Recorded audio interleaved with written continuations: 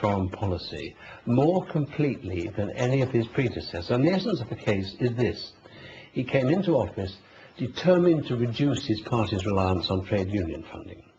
So he turned to Zionism's Lord Levy to fill the coffers. And it's really as simple as that. Is that how it seemed to happen? Was it talked about in those terms behind closed doors in Westminster?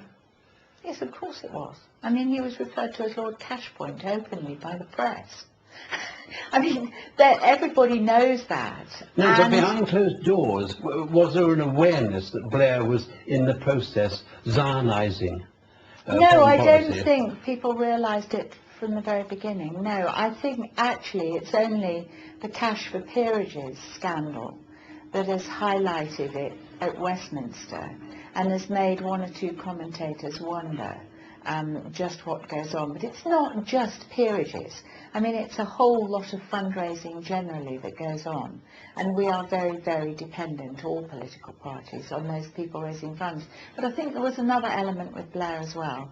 I mean, don't play down the religious side, because I think it was very important.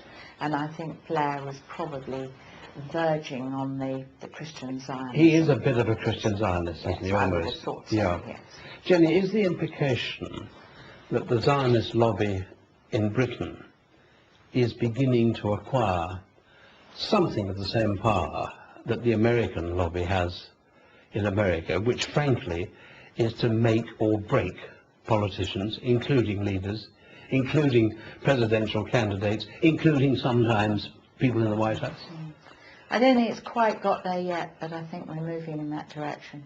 And it's terribly worrying. But on the other hand, you must remember that it is not illegal, and political parties are very dependent on raising funds. But let me suggest to you that the only way to cure the lobby problem, I specifically mean the Zionist lobby problem, but it applies to all lobbies, is for there to be legislation to make political parties totally dependent on public funding.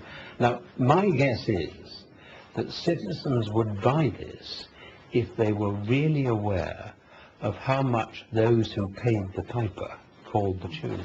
I think people would be in favour of it, and to be a little bit party political, Lib Dems, Liberal Democrats have always favoured state funding in political parties. But I think together with the state funding, and it would solve the problem in a stroke actually, because you wouldn't be able to have big donations then. Maybe you could limit private donations then to £100 or It would clean up American politics at a stroke. Clean it up, of course it would. But the important thing too, I think, is so that it doesn't run away with itself, is that you've got to restrict the spending at election time. Yeah. Jenny, I often wonder how much the sheer ignorance of the truth of history is another prime cause of why so many politicians don't speak openly and honestly about who must do what and why for justice and peace in the Middle East. And I'll give you an example of what I mean by reference to your elder statesman and former party leader, Paddy, now Lord Ashdown. Now, in June 2007, he made a documentary for the BBC on Jerusalem. It was pretty fine in that, in the main, it provided some real insight into the brutality and the folly of Israeli occupation. But in his opening statement of the programme, Paddy said that on the eve of the 1967 war, Israel was, quote, threatened with total annihilation by her Arab neighbours, unquote. Now that is Zionism's version of history, a big, fat propaganda lie, which was subsequently rubbished by many of the Israeli leaders who planned and executed that war. Now, why did Paddy peddle this propaganda? Does he not know the truth of history, or was he frightened to speak it out of fear of the damage that might be done to himself or the party? Well, the only person that could answer that is Paddy himself, I think. I don't know. I haven't asked him that question, and I don't suppose I would get an answer. I think he would. Most politicians think that is the truth. poor little Israel threatened and had to react. And do you know, I can remember myself, I was a young hospital doctor in '67, and I can remember that week and cheering Israel on, thinking, fantastic, aren't they amazing, aren't they brilliant, aren't they great, you know. Because you really did believe they were about to be wiped off the face of the earth. They were going to be wiped, and like many people brought up in the Anglican Church as I was, I saw Israel as the promised land with links to my religion as it then was.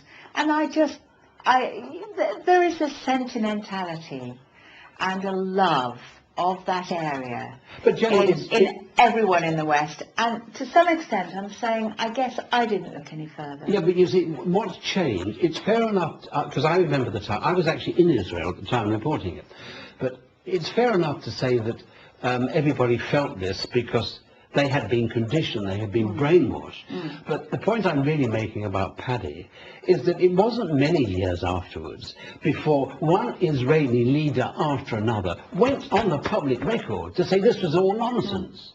So it's not as though I'm inventing anything, it's there on the record. Well, and yet still these senior policy makers... Yes, they do, and I think to some extent they don't want to infuriate the Israel lobby. There's no question about that in my mind. I know lots and lots of people in all political parties who feel as I do, but feel that I have gone over the top in saying the things that I say. You mean they would like to say what you say, but they're too frightened? But they don't want to. And they have political careers, and they have positions. No, you said they don't want to. I'm saying they're frightened to. I think they don't want to because they're a bit scared. Yes, I would agree with you.